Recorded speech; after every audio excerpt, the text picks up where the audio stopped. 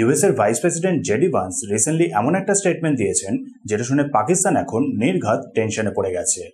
স্টেটমেন্টটা হচ্ছে US is concerned about India and Pakistan two nuclear powers colliding, but this is none of their business and they are not going to get involved.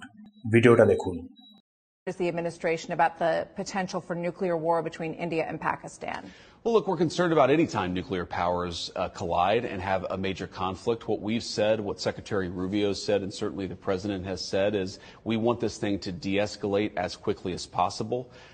We can't control these countries, though. Fundamentally, India has its gripes with Pakistan. Pakistan has responded to India. What we can do is try to encourage these folks to de-escalate a little bit, but we're not going to get involved in the middle of war that's fundamentally none of our business and has nothing to do with America's ability to control it. You know, America can't tell the Indians to lay down their arms. We can't tell the Pakistanis to lay down their arms. And so we're going to continue to pursue this thing through diplomatic channels.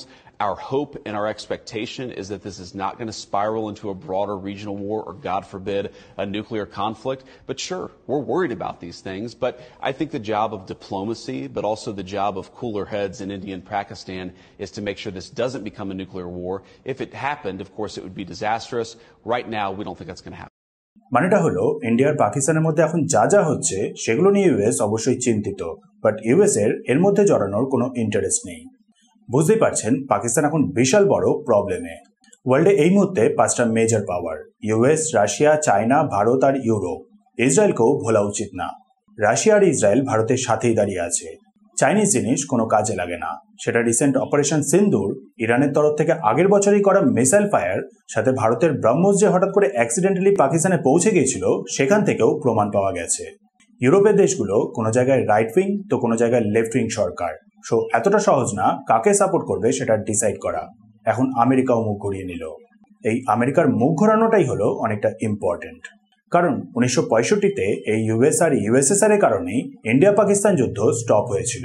তাশকান্ত agreement হয়েছিল, ফলে পাকিস্তান নিজেদের হারানো ভূমি ফেরত পেয়েছিল। এরপর 1971-এ এই আমেরিকাই support করে গিয়েছিল পাকিস্তানকে, ভারতের ওপরে কন্টিনিউয়াস প্রেসার দিয়ে গিয়েছিল। আমেরিকার নেভি পৌঁছে গিয়েছিল বঙ্গোপসাগরে। সোভিয়েত রুশের কারণে ভারত বেঁচে ছিল। 1999-এও পাকিস্তানের পিএম নওয়াজ শরীফ পৌঁছে গিয়েছিল ইউএস এর প্রেসিডেন্ট বিল ক্লিন্টনের কাছে, যাতে ভারতকে থামানো যায়। কিন্তু এইবারেই প্রথম হলো যে ইউএস পুরোপুরি মুখ ঘুরিয়ে নিয়েছে। এইবারের এই ইন্ডিয়া পাকিস্তান যুদ্ধের মধ্যে ইউএস কোনোভাবে পড়বেই না। প্লাস আপনি হয়তো লক্ষ্য করেছেন জেডি ভান্স নিজের স্টেটমেন্টে শেষের দিকে এটাও অ্যাড করেছেন যে যদি ইন্ডিয়া পাকিস্তানের মধ্যে নিউক্লিয়ার ওয়ার হয় তাহলে সেটা হবে ডিজাস্টারাস, বাট এই মুহূর্তে ইউএস মনে করছে না যে সেটা হবে। ক্লিপটা আবার দেখে নিন শেষের দিকটা। We're worried about these things, but I think the job of diplomacy, but also the job of cooler heads in India and Pakistan, is to make sure this doesn't become a nuclear war. If it happened, of course, it would be disastrous. Right now, we don't think that's going to happen. অর্থাৎ কথায় কথা তিনি এটাও clear করে দিলেন যে পাকিস্তান ওই যতই বারবার ধমকি দিক, পারমাণবিক যুদ্ধ হওয়ার চান্সটা অনেকটা কম। কারণটা সিম্পল, যে দেশ নিউক্লিয়ার ওয়েপেন ইউজ করবে সেই দেশকে তখন সবকটা দেশ মিলে পিটবে। প্লাস ইউএস এই সময় নিজেদের ইকোনমি নিয়ে বিজি। মানে ভারত যদি এবার প্রপার রিপ্লাই দেওয়া শুরু করে অ্যাডভান্স করতে চায় তাহলে সেটা করতে পারবে, কেউ বাঁচাতে আসবে না পাকিস্তানকে। ভারত মন মতন করে আতঙ্কবাদীদের শেষ করতে পারবে, সাথে যদি ইচ্ছে হয় তাহলে পাকিস্তান দ্বারা অকুপাইড জম্মু কাশ্মীরকেও ফেরত নিয়ে নিতে পারবে।